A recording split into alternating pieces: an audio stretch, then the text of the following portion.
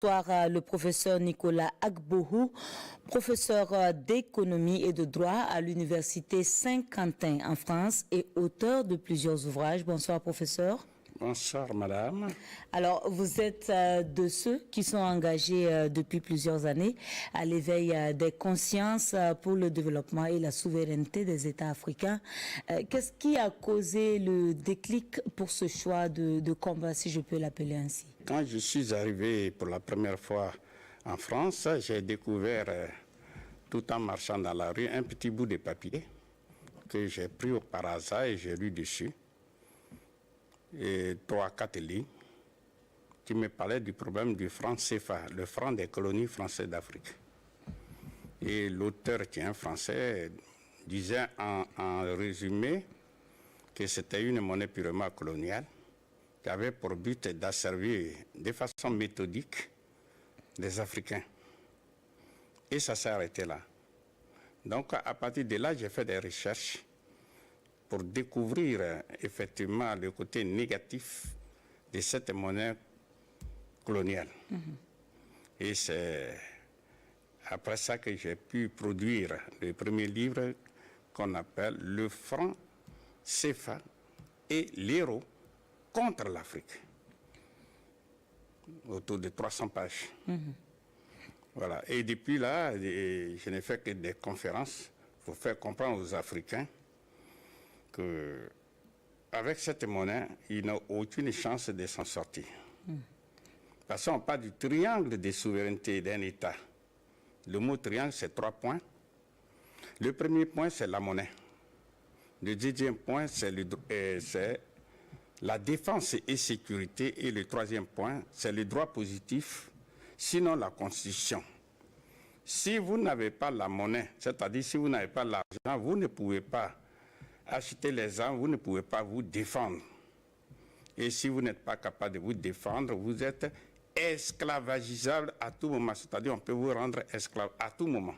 Et par conséquent, on peut marcher sur votre droit positif, c'est-à-dire on peut marcher sur la Constitution et vous imposer des dirigeants. D'accord. Alors, professeur, cela signifie que pour vous, ce qui peut expliquer que certains États africains soient encore à la traîne, peut être le manque de monnaie propre.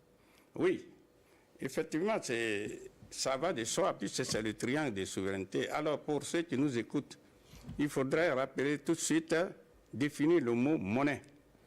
Quand on dit monnaie, monnaie, monnaie, c'est trop technique, élitiste, qui élimine du débat ceux qui utilisent la monnaie. La monnaie, c'est le nom commun donné à l'argent qu'on utilise dans chaque pays. Exemple, ici, au Burkina, on dira le franc CFA, oui, c'est la monnaie du pays.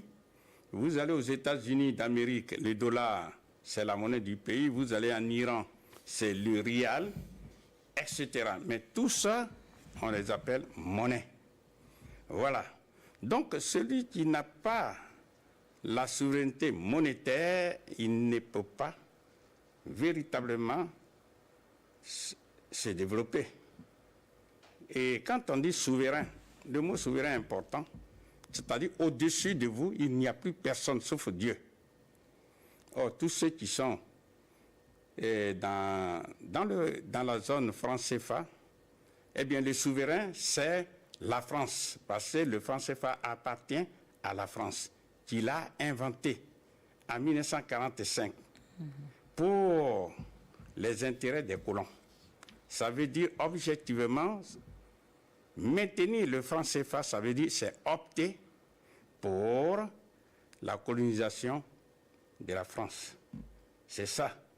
Parce que le franc CFA se fabrique non pas sur le territoire africain, mais à Chamalières, oui, près de Clermont-Ferrand. Voilà. C'est ça. Donc, vous comprenez que dans la vie, lorsque quelqu'un a votre porte-monnaie dans sa poche, c'est lui qui dicte ce que vous allez manger. Quand vous allez manger, en quantité, en quelle quantité et en quelle qualité.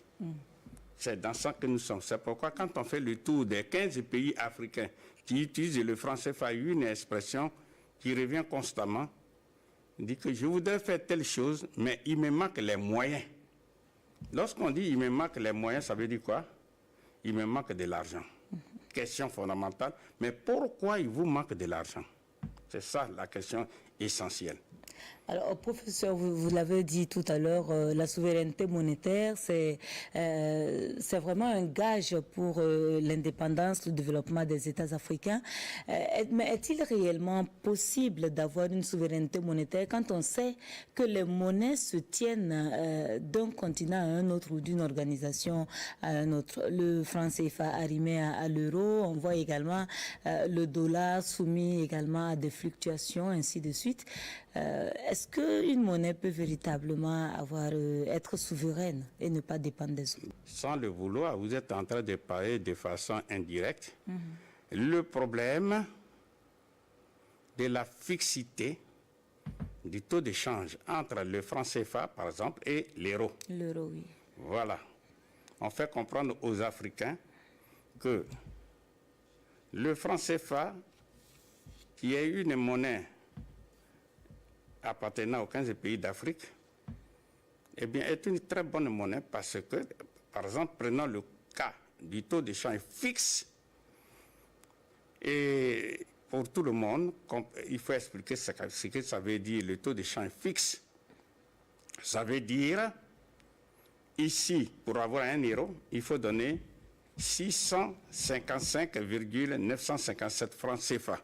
Je vais arrondir, on va vous donner 656 francs. Bien.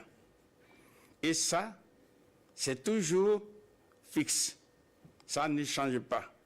Alors que, par exemple, avec le dollar américain, pour avoir un dollar américain, aujourd'hui, on va vous dire donner 400 francs CFA. Demain, ou bien après-demain, on va dire pour avoir le même dollar, il faut donner 600 francs CFA. En un mot, ça varie. Ça varie, oui. Voilà, on dit le taux d'échange est variable. Voilà. Donc les Africains, surtout ceux qui utilisent le franc CFA, disent que voilà, nous avons un taux d'échange fixe, donc c'est une bonne chose pour nous. Eh bien, dans la réalité, ce n'est pas une bonne chose pour les Africains. Je vais donner un exemple pour que les Africains qui nous écoutent puissent bien comprendre. Si aujourd'hui, madame, vous avez 656 millions de francs CFA et que vous exportez, par exemple, en France, dans l'un des pays de la zone euro, eh bien, arrivé là-bas, on divise les 656 millions de francs CFA par 656 et on vous donne 1 million d'euros. Bien.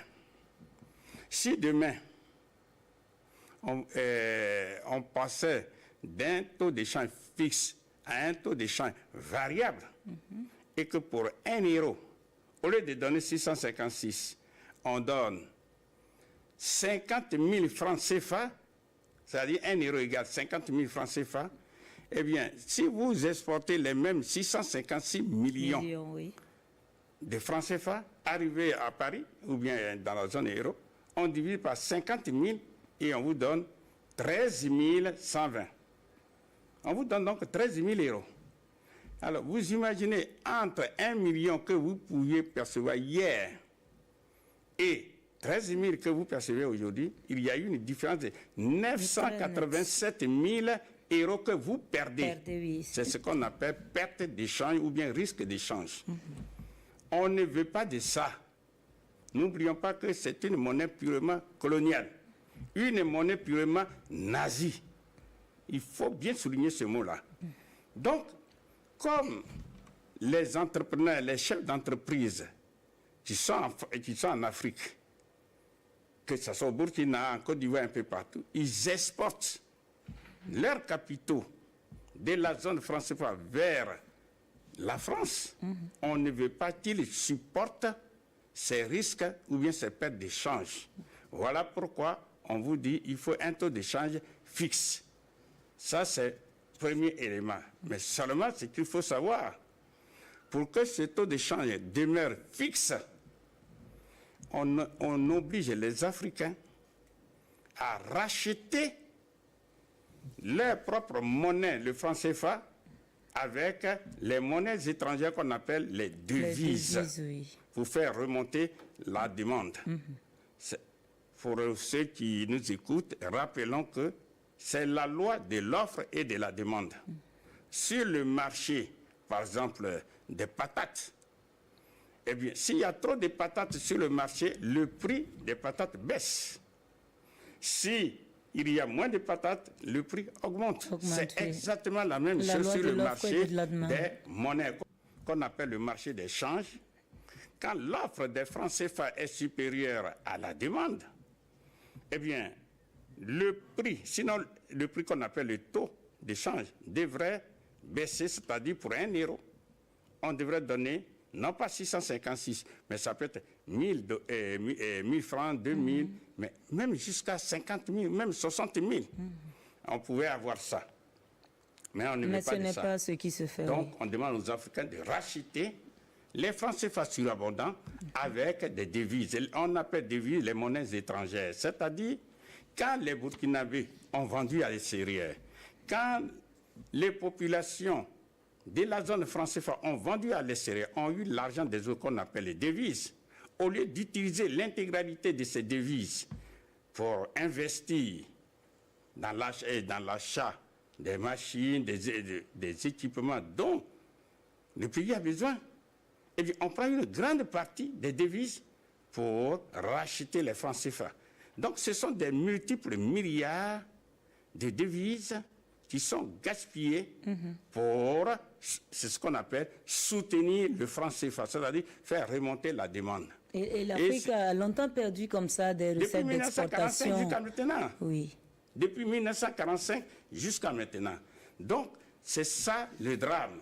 Donc, les Africains souffrent pour favoriser les exportateurs de capitaux.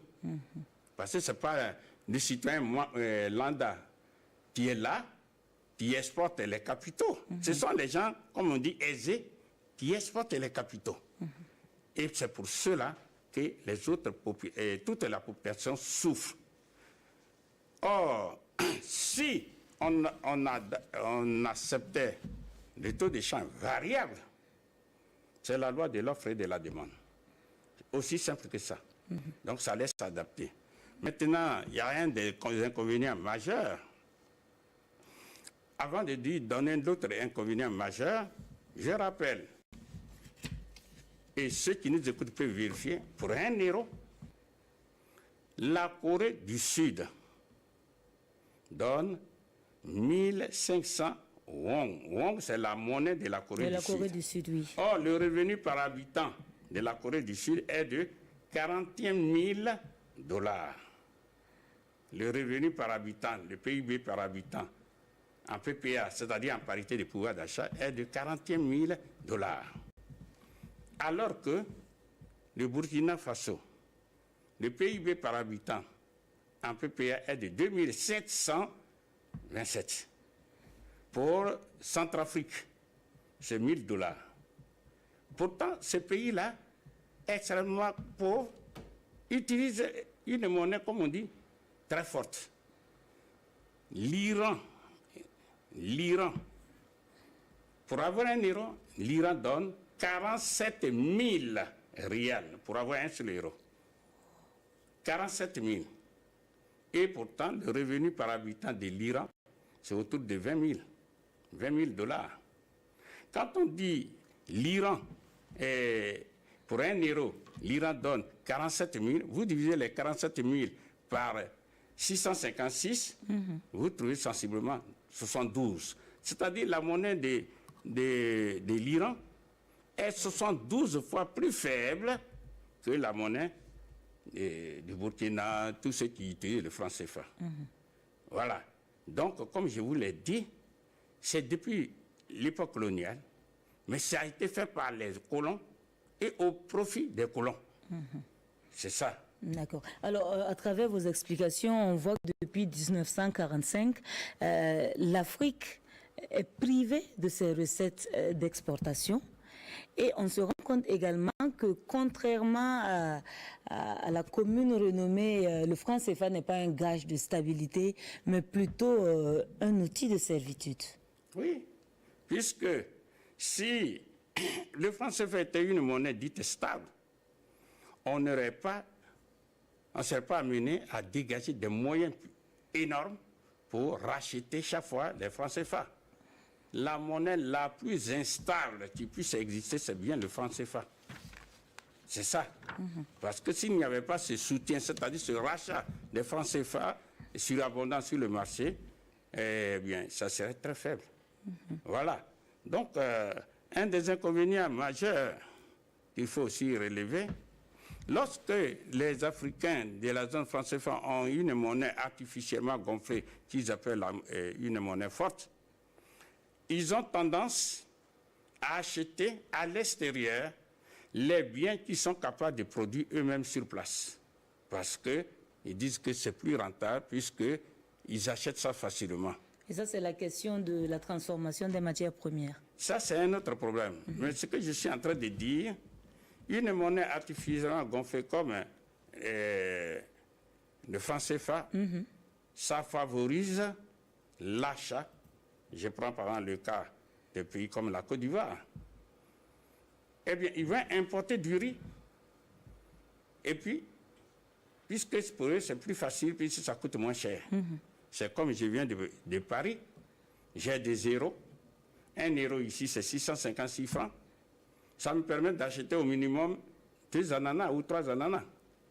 Alors que 1 euro ne peut même pas acheter un seul ananas en France. Donc, quand on a une monnaie gonflée comme ça, c'est facile d'importer. Mais en important, il faut bien le souligner, les Africains donnent du travail à l'extérieur. Ils favorisent donc ceux qui sont à l'extérieur. Ils créent donc des emplois à l'extérieur, à leur propre détriment. C'est ça. Il y a beaucoup d'inconvénients. Mais on ne va pas s'attarder sur ça. D'accord. Alors, professeur, on va parler du cas des pays de l'AES. Déjà, ce sont des pays qui sont engagés sur plusieurs aspects, que ce soit militaire, que ce soit également politique, mais aussi économique, et c'est l'aspect qui nous intéresse surtout ce soir. Mais avant cela, j'aimerais bien avoir votre regard sur la dynamique, les ambitions qui sont portées justement par la création de cette confédération. Bien. D'abord, il faut saluer les leaders de ces 3 pays de l'AES, Alliance des États du Sahel. Il faut leur rendre hommage parce que, ils ont évité à toute l'Afrique, et je dirais au monde, la 3e guerre mondiale qui devrait avoir lieu lorsque la France et ses amis ont décidé d'attaquer le Niger. Et de façon presque instantanée, le Mali et le Burkina ont dit, si vous attaquez le Niger, eh bien, vous nous attaquez, donc nous rentrons immédiatement en guerre. À partir de là, comme ils se sont rendus compte que derrière le Mali et le Burkina, il y a la Russie, eh bien, ils se sont abstenus. Ne regardez pas la CEDEAO. Ça, ce sont les marionnettes. Ce n'est pas de ça que je parle. Je parle de ceux qui sont derrière et qui utilisent la CEDEAO pour faire ce qu'il ne faut pas faire. Donc, vous me donnez l'occasion de dire à l'Afrique que l'AES, c'est l'avenir de l'Afrique. Sans aucune ambiguïté. L'AES, c'est l'avenir de l'Afrique. Sans vouloir faire la politique politicienne, je voudrais profiter de cette occasion pour dire grand merci à votre leader, le capitaine Ibrahim Traoré. Puisque, on le voit, il porte intégralement dans son subconscient tout le problème du pays. C'est ce genre de leader que les Africains cherchent. C'est ça.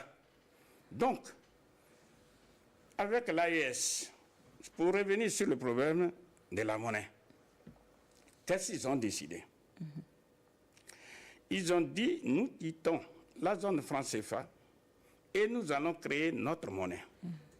Parce que, je l'ai dit d'entrée de jeu, le triangle de souveraineté dont on parle, c'est d'abord la monnaie. Donc, le jour où l'AES va sortir sa monnaie, pour moi, c'est la base même de la monnaie unique africaine que l'Afrique doit se donner objectivement et scientifiquement pour sortir du sous-développement. Alors, vous l'avez dit tout à l'heure, l'AES décide de sortir du franc CFA. Lors de la création de la Confédération, au plan économique, les États membres ont évoqué l'accélération du processus d'intégration financière par la mise en place d'un fonds de stabilisation et la création d'une banque d'investissement. Professeur, on aimerait bien comprendre ou mieux comprendre les implications de telles décisions. Bien. Disons que ce qu'ils vont mettre dans cette décision, ça dépend d'eux. Nous sommes en train de les observer.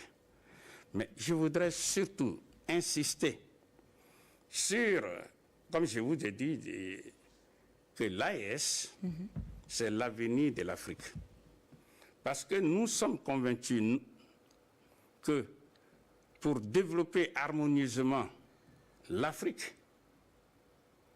nous avons des solutions que nous avons mises dans ce livre qu'on appelle, qui est titré « Les solutions salvatrices de l'Afrique ». Et ces solutions sont au nombre de 3, auxquelles s'ajoute une 4e. La première solution, c'est la monnaie unique africaine. Deuxième solution, c'est l'industrialisation des économies africaines. La troisième solution, c'est l'État fédéral africain, pour ne pas dire les États-Unis d'Afrique. Et enfin, la 4e et dernière solution, c'est ce que nous appelons la solution anthropologique, sinon la résurgence du passé glorieux de l'Afrique, qui a fécondé toute l'humanité.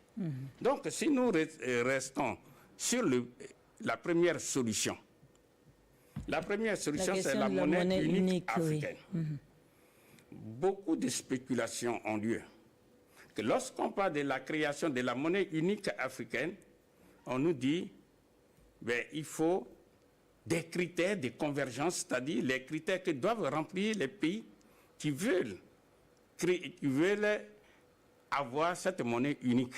Professeur, sans vous interrompre, on a entendu un bon nombre en tout cas, dire que pour aller à la monnaie unique, il faudrait d'abord créer les conditions nécessaires pour un développement socio-économique, sinon même réussir à réaliser ce développement-là avant de penser à battre monnaie. Voilà. Ça, ce sont là des spéculations qui n'ont pas, de mon point de vue, de sens. Pourquoi? Je voudrais d'abord dire que lorsque on veut créer une monnaie unique africaine, les critères dont on parle, toutes les recherches et les observations scientifiques nous montrent qu'il y a un seul et unique critère de convergence, lequel? C'est la décision politique. Comme par exemple le cas de l'AES. L'AES, les 3 pays se sont réunis et de façon souveraine ont décidé politiquement de créer la monnaie unique du Sahel. Le contre-exemple, lorsque nous regardons les pays de la CEDEAO, les 15 pays de la CEDEAO, dont le Nigeria, depuis 1983 jusqu'à aujourd'hui, ils veulent créer une monnaie unique qu'on appelle ECO. Oui. Mais ils n'ont jamais réussi. Pourquoi? Parce qu'ils se sont définis d'abord 16 critères de convergence et maintenant 8 critères de convergence, mais ils n'y parviennent pas. Par contre, si vous regardez des pays qui ont la monnaie unique, prenons les États-Unis d'Amérique. Il y avait aux États-Unis d'Amérique plusieurs monnaies. Mais quand les 13 colonies anglaises ont pris leur indépendance politique vis-à-vis de l'Angleterre, ils ont décidé politiquement de battre une monnaie unique qu'on appelle le dollar. Et tous les autres, aujourd'hui ils sont 50, qui ont rejoint la fédération, eh bien il n'y a pas eu de critères de convergence sociopolitique. Non, c'est une décision politique. Ils sont aujourd'hui 50. Et ce sont les États-Unis avec ce dollar qui domine. Ça, c'est le premier cas observable. Deuxième cas, c'est le Canada voisin. Le Canada, 10 provinces, eh bien, ils ont décidé politiquement de créer le dollar canadien. Et ça marche très bien. Le troisième cas, c'est la Chine. La Chine, c'est aujourd'hui 1,4 milliard de personnes. Eh bien, la Chine, avant 1949, et j'insiste dessus, mourait de faim. Ils étaient moins de 500 millions de personnes et ils mouraient de faim. Quand Mao Tse-tung et ses amis ont pris le pouvoir d'État, eh bien, ils ont pu asseoir solidement les bases consistantes de l'économie. Ils ont battu une seule monnaie unique, qui est le yuan ou bien le renminbi. Aujourd'hui, la Chine est assise sur le toit du monde. C'est la Chine qui finance les États-Unis d'Amérique. C'est la Chine qui finance l'Union européenne. En un mot, la Chine finance tous les pays. Et pourtant, ils ont 1 milliard, dans la réalité, 1,5 milliard de personnes à nourrir. Ça, c'est le troisième cas. Le quatrième cas observable, c'est la Suisse. En Suisse, il y avait 860 monnaies différentes. Je reprends. En Suisse, il y avait 860 monnaies différentes. Le Parlement fédéral suisse a décidé de mettre fin à ce désordre monétaire et a mis en lieu et place une seule monnaie, qui est le franc suisse. Eh bien, aujourd'hui, dans le monde entier, celui qui veut cacher en lieu sûr son épargne, où il va, c'est bien en Suisse. En Suisse, oui, c'est ça. Pour mémoire, la Suisse, c'est 26 cantons, c'est-à-dire 26 pays qui ont décidé politiquement de battre une seule monnaie.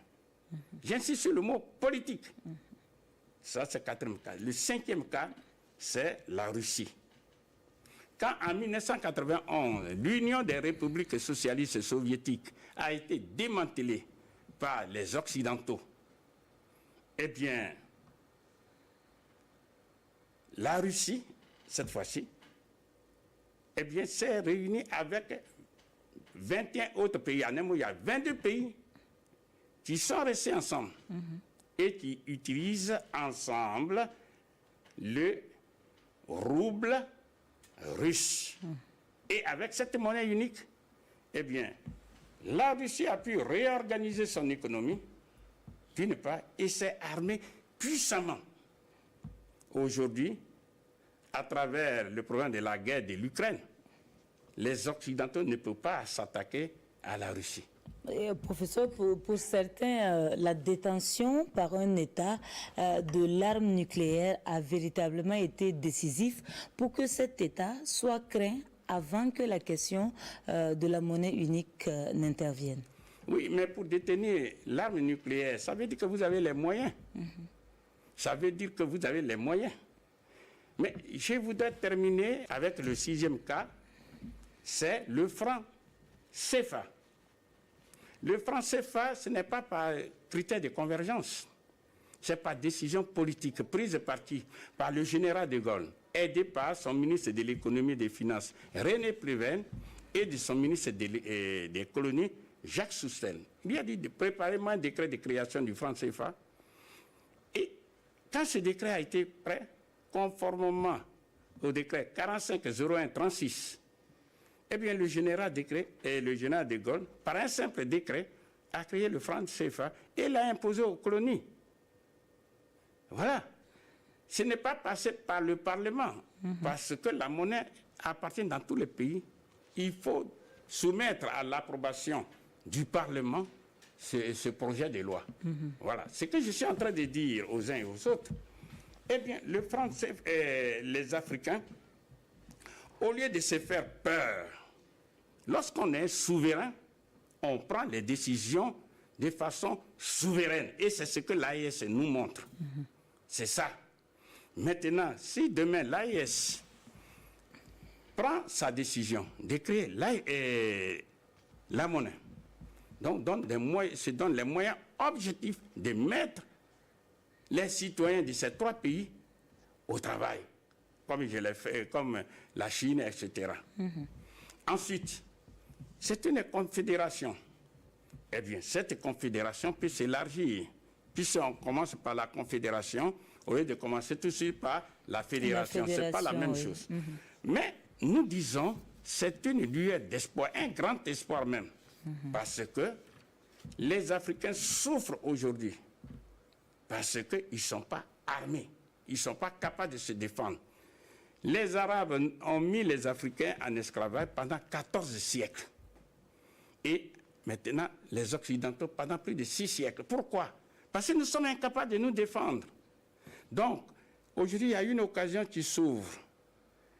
La Russie de Vladimir Poutine et ensuite les autres pays du BRICS, c'est-à-dire Brésil, la Russie, l'Inde, la Chine et l'Afrique du Sud, aujourd'hui élargie à d'autres pays comme l'Iran, eh bien, c'est une occasion.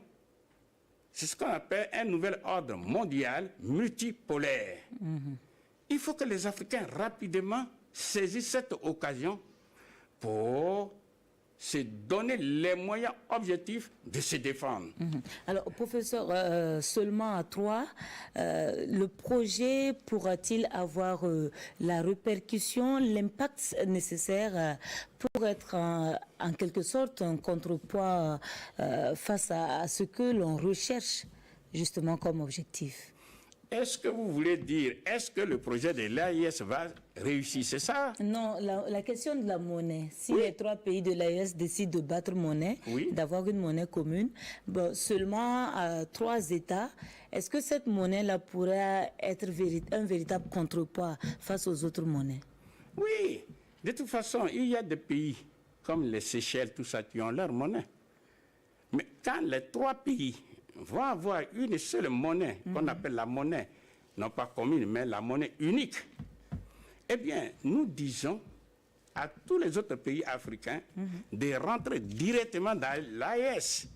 Je profite de cette occasion pour dire, le Sénégal qui a soulevé beaucoup d'espoir, eh bien, le Sénégal de M. Diomaye Faye doit immédiatement rentrer dans l'AES et non pas demander à l'AES d'aller dans la CEDEAO, ou bien, comment on appelle ça? C'est bien cela, la CEDEAO. Bon, ce qui est passé est passé. Il s'agit aujourd'hui, pour tous ceux qui dirigent les pays africains et qui veulent la véritable souveraineté des pays africains, ils n'ont pas, de notre point de vue, d'autre choix que de rentrer dans l'AES pour renforcer l'AES. Ne serait-ce que par la technique même de la confédération. Et par la suite, on va avoir la fédération. C'est ça. Il n'y a pas d'autre solution. Il n'y a pas d'autre solution. Ceux qui tergiversent, ça veut dire qu'ils sont, sans vouloir le dire, des mèches avec le colonisateur qui est la France. C'est ce que ça veut dire. Donc, nous disons, l'AES a déjà montré un résultat palpable. Nous a évité la guerre. C'est ça. Quand on dit l'union fait la force, c'est ça. L'Afrique a tout. Si l'Afrique bat sa monnaie, eh bien, l'Afrique a les moyens objectifs pour garantir sa monnaie. Alors, professeur, est-ce que la volonté seule des décideurs suffira à obtenir la reconnaissance monétaire des autres États? Mais oui, c'est-à-dire, il faut une volonté politique. C'est cette volonté politique que l'AES montre. Maintenant, votre question, c'est de dire quoi? S'ils ont cette volonté politique et qu'ils créent la monnaie du Sahel, c'est ça? Vous me posez la question de savoir, est-ce que les autres pays vont reconnaître la monnaie du Sahel? Mais nécessairement, puisqu'ils vont commercer avec. La monnaie n'est pas une fin en soi, mais c'est l'outil indispensable pour commercer. C'est ça. Donc il y en a qui ont peur, qui se font peur, etc. Mais il faut poser les vrais problèmes. Les vrais problèmes, c'est quoi? Nous disons, les Africains, ça fait plus de 6 siècles que nous souffrons. Nous voulons finir avec l'esclavage moderne. L'Afrique qui était en tête du progrès universel et qui a fécondé toute l'humanité a été renversée. Et on voit dans quel état se trouve aujourd'hui le monde. Un enfant qui frappe sa mère, vous voyez le sort qu'il se gère, le mauvais sort. Donc, le monde va aujourd'hui sans l'Afrique et il est aujourd'hui important que les Africains prennent leurs responsabilités vis-à-vis d'eux-mêmes, d'une part, et d'autre part vis-à-vis du monde. Parce que la vie sur Terre a commencé en Afrique noire, et j'insiste sur le mot noir. C'est ça. D'accord. Alors, professeur, dans ce cas, quelle pourrait être la bonne démarche? Déjà, on a entendu, il faut premièrement une volonté politique. Après la volonté politique, quelle serait la prochaine étape? Bien, la volonté politique. Il faut cette volonté politique, c'est vrai. Mais avoir la volonté politique, ça veut dire quoi? Ça veut dire prendre des décisions qui vont dans le sens du développement des pays africains. Et c'est ce que nous avons dit. Lorsque on a la décision politique, comme ça est le cas de l'AES, qui a posé les bases de la monnaie unique africaine, c'est de dire qu'est-ce qu'on fait désormais si on a notre monnaie unique? Eh bien, avec cette monnaie, eh bien, nous allons industrialiser les économies africaines. Le mot industrialiser, ça veut dire transformer en Afrique même toutes les matières premières agricoles, minières, minérales et énergétiques en des produits finis qui génèrent de la richesse qu'on appelle les valeurs ajoutées, lesquelles valeurs ajoutées éliminent la pauvreté. Tant que l'Afrique n'aura pas compris ça, surtout les dirigeants africains, que exporter les matières premières, c'est s'appauvrir, scientifiquement s'appauvrir. Je peux donner peut-être un exemple si on a un peu de temps. Lorsque vous allez à Paris, vous allez dans un bar, vous prenez une tasse de café. La tasse de café coûte en moyenne 2 €.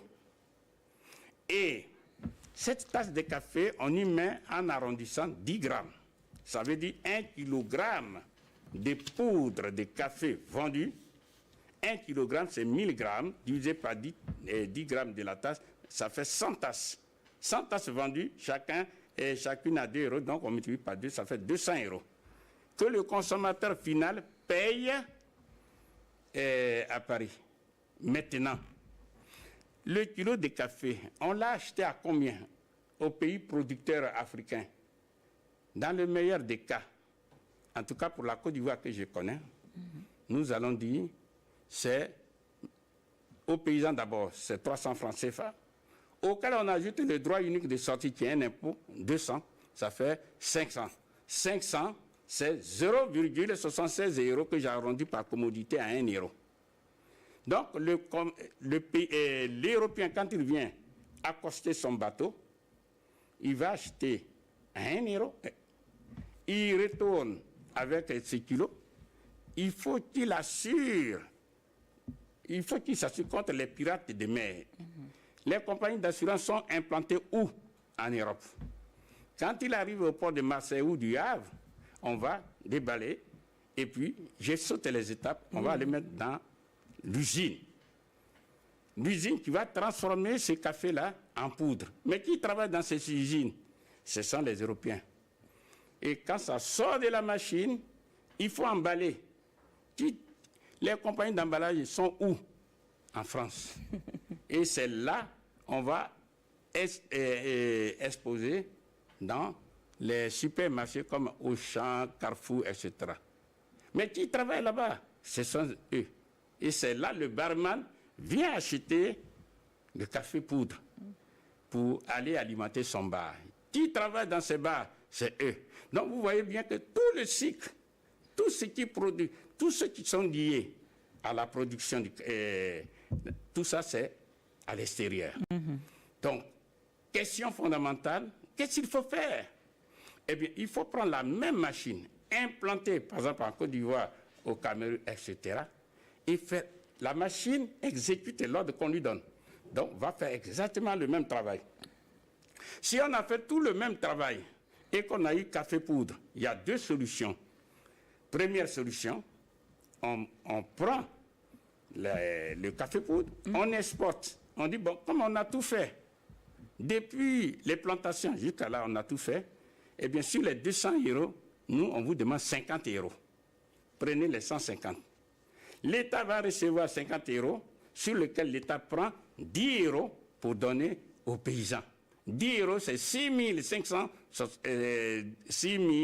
555. Le paysan hier qui recevait 300 francs.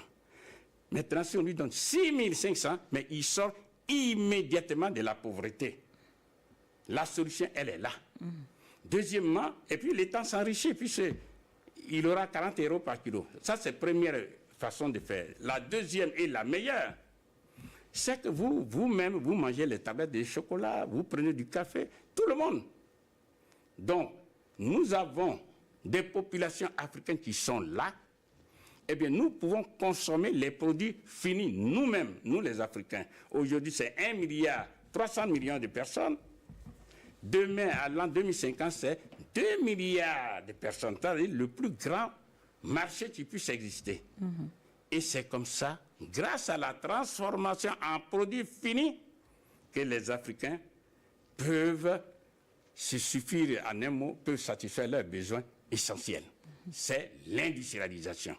Et avec l'industrialisation, nous pouvons satisfaire nos 14 besoins qui sont 1. Manger. Manger veut dire élever les industries alimentaires pour que chaque pays puisse avoir l'autosuffisance alimentaire d'une part et la souveraineté alimentaire. L'autosuffisance alimentaire veut dire quoi? Manger ce que l'on veut. 2. Manger quand on veut. 3. En quantité. Et 4. En qualité. Maintenant, la souveraineté, ça veut dire si un pays comme le Burkina est souverain alimentairement, ça veut dire tout ce que le Burkina consomme, c'est produit ici au Burkina. On n'a pas besoin de l'extérieur. C'est ça. Parce qu'on est souverain. Je rappelle, souverain, ça veut dire au-dessus de vous, il n'y a plus personne. Il n'y a plus rien, oui. Donc, élever les industries alimentaires. Deuxième besoin, boire. Ça veut dire les industries de l'eau potable, donner de l'eau potable et de l'eau courante à tous ceux qui sont en Afrique. Troisièmement, se vêtir. Mais les balles de coton, au lieu de les mettre dans les bateaux et puis exporter, non, ça doit rentrer dans les usines de textiles, les industries de textiles. Et puis sortir les habits et tous les dérivés pour que les Africains puissent en profiter. Cinquième besoin, c'est dormir. Dormir veut dire les industries de l'habitat, ça veut dire construire des millions et des millions de logements par an pour que tous ceux qui sont en Afrique puissent être bien logés. Il y a des logements de différents standings, avec une vision claire, une volonté politique. On ne veut plus que d'ici 10 ans ou 20 ans, on ne veut plus voir des taudis sur le continent africain. Eh bien, dans la maison, cinquième besoin, il faut éclairer. S'éclairer veut dire, eh bien, mettre des énergies renouvelables, dont le solaire. C'est-à-dire l'énergie solaire, le continent le plus ensoleillé au monde, c'est l'Afrique. Mais nous devons profiter de l'énergie solaire. Oui. Ça veut dire qu'il faut investir dedans. Ensuite, le 7e besoin, il y a ce qu'on appelle la géothermie. C'est-à-dire, vous creusez dans le sous-sol, il y a de l'énergie. Alors, les pays du Sahel est comme ça. Partout. Donc, l'énergie géothermique. 3e, il y a l'énergie du vent, qu'on appelle l'énergie éolienne. Je vais aller vite. Donc, le solaire, la géothermie, l'énergie éolienne. La biomasse. Oui. Il y a aussi l'énergie de la biomasse. D'accord. On va avancer un peu dans les besoins. Donc, on est au 7e. Après ça, il faut maintenant construire les routes. Et ensuite, les véhicules. Donc, les routes, les véhicules. Ensuite, il faut l'éducation. L'éducation nationale. Dans laquelle il faut développer l'enseignement professionnel. Il n'y a pas de développement d'un pays sans éducation nationale. Il faut investir dedans. Parce que tout ce qu'on voit là, ce sont des talents. Donc, après l'éducation nationale, il faut développer la santé. La santé, ça veut dire quoi? Eh bien, construire des centres de soins primaires dans les campagnes. Ensuite, des dispensaires et des hôpitaux dans les villes et affecter le personnel soignant. Ça, c'est le premier aspect de la santé. Le deuxième aspect de la santé, il faut élever la sécurité sociale pour que tout le monde puisse, en tout cas celui qui est malade, non seulement il va être soigné, mais il va se faire rembourser. Et surtout, troisième aspect de la santé, ça veut dire tout simplement élever les laboratoires pharmaceutiques pour que les Africains produisent eux-mêmes leurs propres médicaments. Donc ça, c'est la santé. Ensuite, il y a la défense. La défense, nous avons dit précédemment qu'un pays qui n'est pas capable de se défendre est à tout moment esclavagiste. C'est dans ça que nous sommes depuis des siècles. Donc la défense est l'occasion unique, j'insiste sur le mot unique, nous est donnée pour acheter les armes en attendant que les Africains produisent eux-mêmes leurs propres armes. Donc c'est ça, la défense, sécurité. C'est la conditionnalité pour un meilleur développement. On ne peut pas développer un pays qui est en guerre. Ensuite, les nouvelles technologies de l'information et de la communication. Oui. Il faut investir tout ça. Aujourd'hui, eh bien, avec les cyberattaques un peu partout, on peut même décider de mettre en arrêt tout un gouvernement, toute une administration à travers les nouvelles technologies de l'information, avec tout ce qui est nouvelles technologies de l'information et de la communication. Et les cerveaux brillants africains existent. Pour mémoire, il n'y a pas longtemps, je crois que c'était dans le mois de mai, un concours a été organisé en Chine, réunissant 170 000 candidats venant de 80 pays. Ce concours, eh bien, qui l'a emporté? C'est un jeune Africain ivoirien, premier.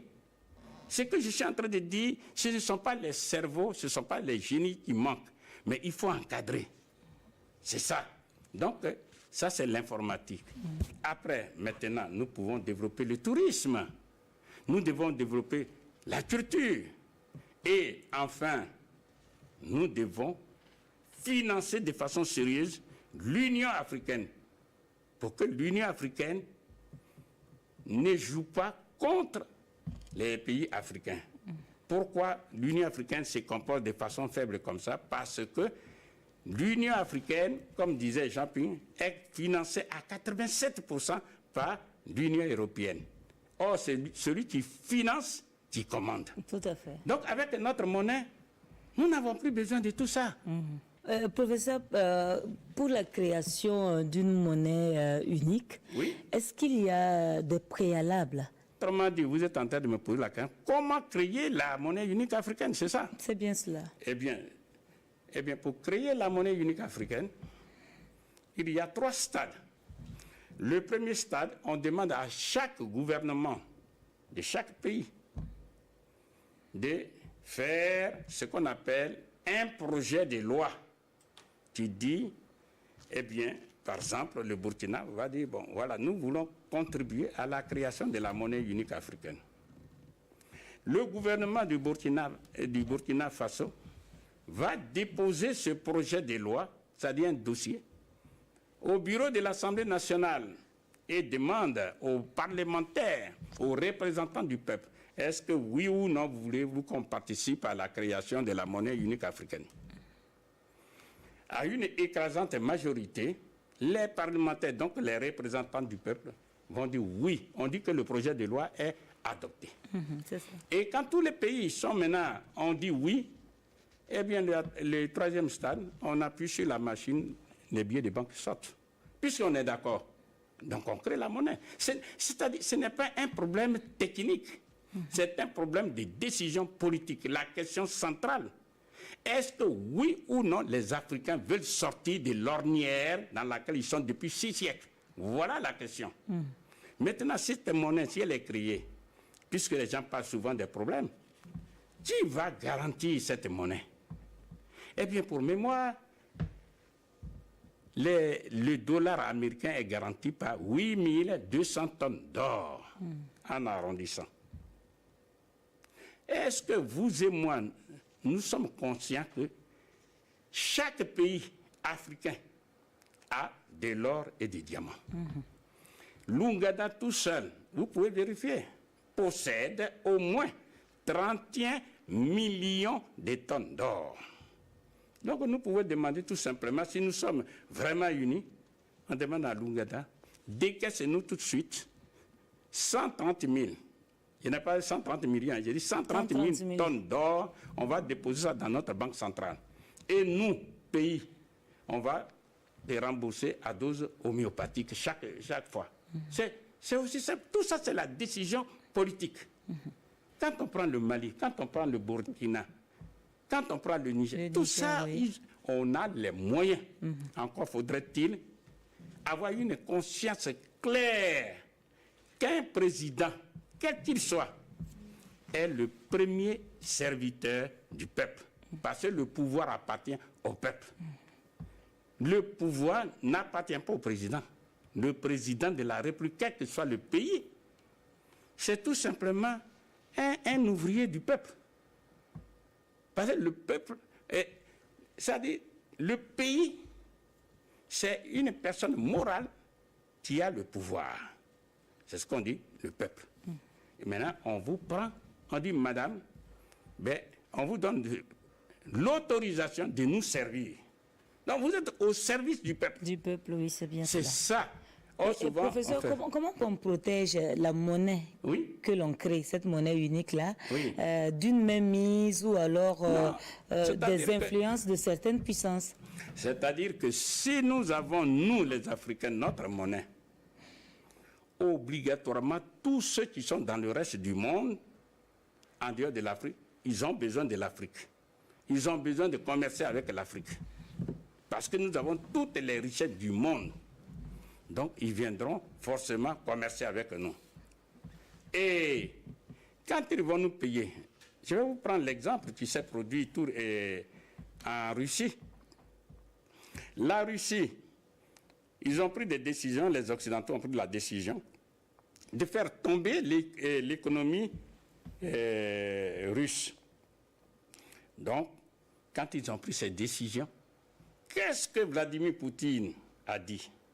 Il dit, bon, d'accord. Désormais, vous nous payez, nous les Russes, vous nous payez dans notre propre monnaie, qui est le rouble. Eh bien, ils ont commencé à trembler. Comme ils ont besoin nécessairement du gaz de la Russie, oui. Eh bien, la demande étant plus forte que l'offre, le rouble qui avait perdu 30% de sa valeur a remonté en quelques jours à plus de 30%. C'est ce que je suis en train de dire. Nous, les Africains, si nous avons le sens de l'honneur et de la dignité, si nous savons que nous ne devons plus être des sous-hommes comme eux, ils le décident, alors que c'est nous qui avons toutes les richesses du monde. Nous décidons que désormais, vous voulez commercer avec nous, d'accord, mais vous nous payez dans notre propre monnaie qui est la MUA, la monnaie unique africaine. Et à partir de là, vous-même, vous voyez que non seulement notre monnaie est garantie par la détention des stocks d'or, 130 000 tonnes d'or, mais avec ce système qui consiste à dire, payez-nous, ils vont chercher sur le marché la MUA. Eh bien, la demande de la MUA va augmenter. Donc, ça sera une monnaie forte. Alors, il n'y a pas de guerre militaire à faire à ce niveau. Pas celui qui va nous faire la guerre. Vous l'avez vu ce qui s'est passé tout récemment dans l'AES. Quand la France a dit qu'elle ne veut pas reconnaître les nouvelles autorités du Niger, vous avez vu ce qui s'est passé? Eh bien, après, ils se sont rendus compte qu'ils avaient fait une erreur. Au moment où ils demandent maintenant à rencontrer le général Tiani, le général Tiani, non, je n'ai aucun débat avec vous. C'est ça. Donc, à ce niveau-là, il ne faut pas avoir peur. On ne peut pas tuer tous les Africains. Alors, parlant justement de l'AES, professeur, on l'a vu, l'adversité est assez forte à l'encontre de cette organisation. Sur quel maillon principalement les leaders doivent axer leurs priorités pour connaître un succès avec cette confédération? Bien.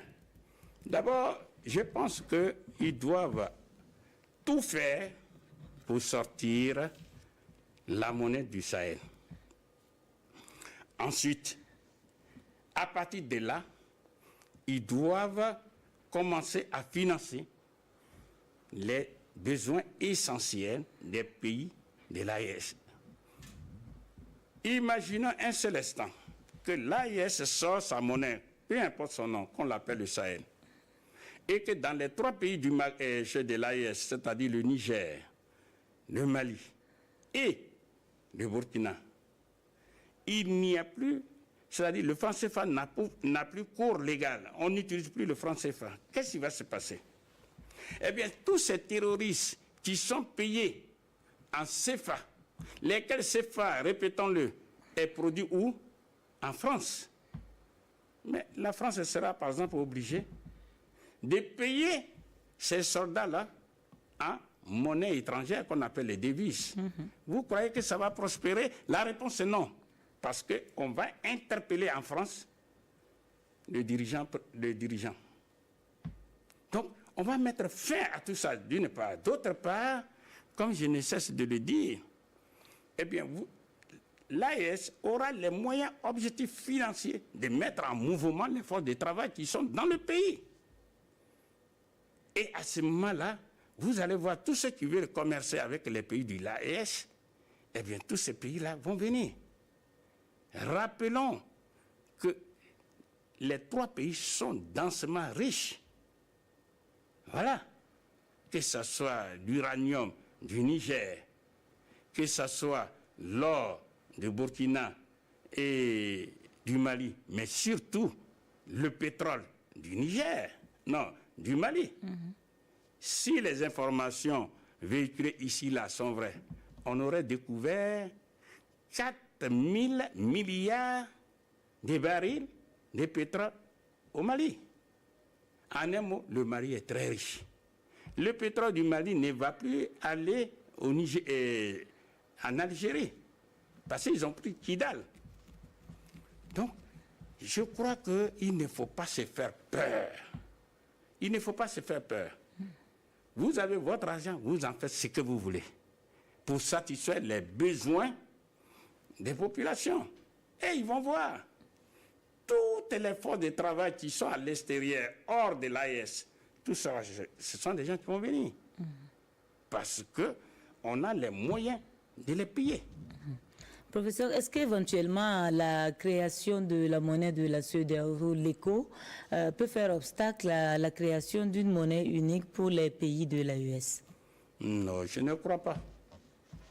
L'ECO dont on parle, bon, écoutez, on attend voir, mais vous-même, vous avez vu qu'à un moment donné, on dit, bon, on va progresser dans l'ECO avec le Nigeria, tout ça, et puis, il y a eu un jeu là, où on dit, bon, en Côte d'Ivoire, on va créer l'ECO, UEMOA, etc. Tout ça, ce sont des jeux.